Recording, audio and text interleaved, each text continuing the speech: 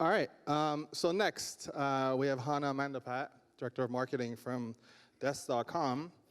And we usually don't do corporate presentations, but I think a lot of startups don't think about what it means to deal with customers and customer service. So I thought this was really interesting. So Hannah, please, come on down. All right. Thank you. I think I have a mic, yeah. Yes, I do need a clicker. Hi, everyone. Good afternoon. My name is Hannah Mandapat. As Nima mentioned, I'm a Director of Marketing for Desk.com, which is Salesforce's out-of-the-box help desk solution for small businesses. So in my day-to-day role, I own our customer engagement. So what that means is I'm talking to our customers every single day, and most of our customers are startups just like you. So they're looking to use customer support as a lever for growth. So that's what I'm learning from them. That's what I want to share with you today, is all those learnings that I've heard from our customers, and also how they're surviving in today's do-it-for-me economy. Again, we'll get into that a little bit later, but there's a lot of key learnings there that you can take for your startup and apply it to how you're building your customer experience. All right, so who remembers when this is the only way to get around town?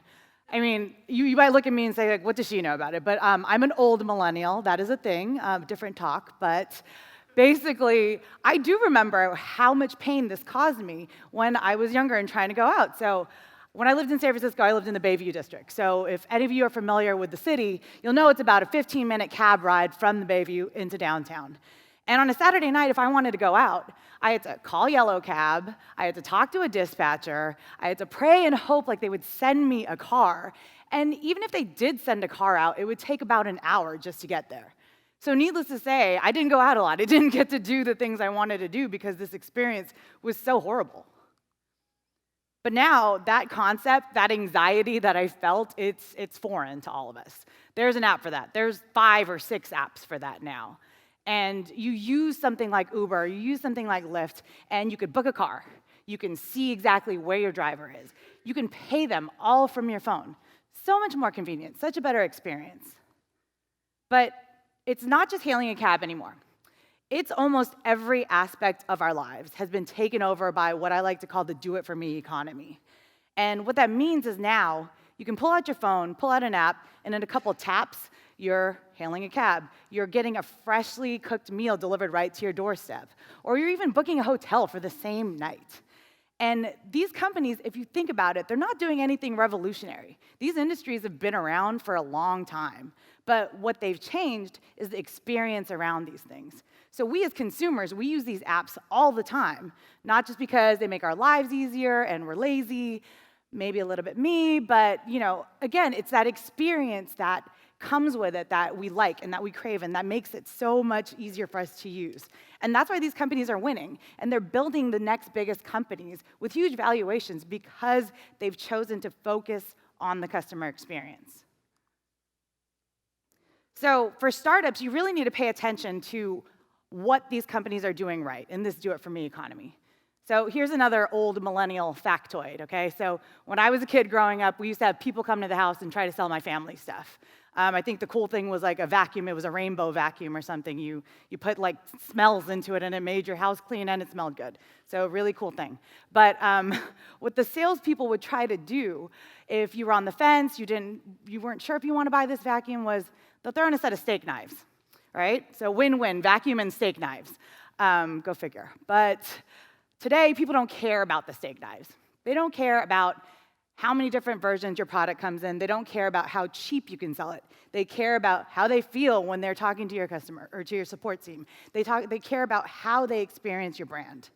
And as a startup, you really have an advantage over larger companies because you're agile, you can move quickly, and you can embed that customer-first mentality into your growth strategy from the very beginning. If you think about it from the very beginning, it's a lot easier to grow that and scale that versus trying to get it in there once you have your customers on board. So let's go ahead and get into it. Let's talk about 3 ways that you can learn from this do-it-for-me economy and these successful companies and how you can apply that to your customer experience. So the first thing is around connecting your data. When you think about customer experience, it's really the sum of all touch points that you have with your customer. So you might think when a customer is reaching out to you on a website, or if they're emailing you, or if they're calling you, they are constantly forming opinions about your company, especially when they need help. So when you deal with a customer who needs help and they have an issue, they don't care what time it is. They don't care what channel they're reaching out to you on. They just know that they need you to fix their problems. They need you to do it right now. And we see this a lot in large companies where there is information that lives in different systems, different places where you can find information about the customer, and that doesn't work. Having a siloed team and having siloed information isn't going to work with today's customers. They expect you to know who they are, they expect you to know why they're calling, they expect you to know when was the last time they've called, and they expect to not have to explain that to you. So again, being a startup and being able to connect those systems from the beginning is really crucial. So as you're looking into solutions for your business, don't just look at ones that are right for your business, but look at ones that can integrate easily with each other, so that when your sales team is getting in front of a customer, they know that they had a recent service issue. Or when your service team is helping someone, if there's a big deal on the table, they know maybe they have to get that extra white glove treatment out for them. The second point is around empowering your customer support team to deliver personalized experiences. So we talked a lot about how customers' expectations have changed today, but on top of that, the role of your support team has also changed dramatically. If you think about it, customer support is the first frontline defenses when a customer has a problem. They're talking to your support team. They're the first people that they encounter when it comes to your brand. So having a one-size-fits-all strategy doesn't apply to them. Again, your customers are reaching out to you on email, they're tweeting at you, they're calling you, they're filling out web forms, whatever it may be. You not only have to be on those channels and respond quickly, but you also have to empower your support team to go above and beyond. Because as a small company, a lot of times you have a lot of competitors, and a lot of those competitors are larger companies. So customer service is really where you can differentiate yourself and really provide that experience. So by giving your agents the tools they need to maybe offer a discount or free shipping when there's an angry customer, or being able to give them a solution that allows them to look into the trends and the different things that your customers are asking for and use that as a way to provide a better experience to your customers, that's what's going to set them up for success with your customers. And finally, we're going to talk about how you use support data to build a roadmap. So how many of you in the room have a mobile app or a SaaS app for your company? Okay, good amount of you. So you all know the importance of having a product roadmap. But at the same time, you also know how difficult it can be to actually build that. So for a startup, really, it's important to have this roadmap in place. It could be the difference between sink or swim. What do I build? When do I build it? Am I building something that my customers actually want? These are all questions that you're thinking about when you're thinking about your roadmap. And with large companies, they can hire research firms and conduct user groups so they can actually hear directly from customers what it is they want. But how do you do that when you're a startup? You don't have resources. You don't have a big budget to buy user groups or to buy a research firm to help you with user groups. But the good news is that you already have this data. It's just hidden. It's in your support cases. So looking at your support cases can be a gold mine of information for you as you're building your product roadmap. This can tell you what are the things your customers like about your product, where are their pain points, how can you do better?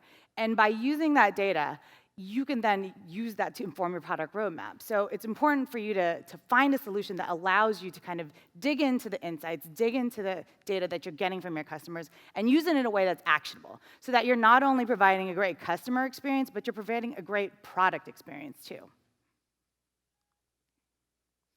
All right, so we talked a lot about customer experience today, but if there's one thing that you should take away from this session, it's that customer experience is the single most important differentiating factor in business today. If you're a company that's large or small, again, start early. Now is the time to start thinking about this.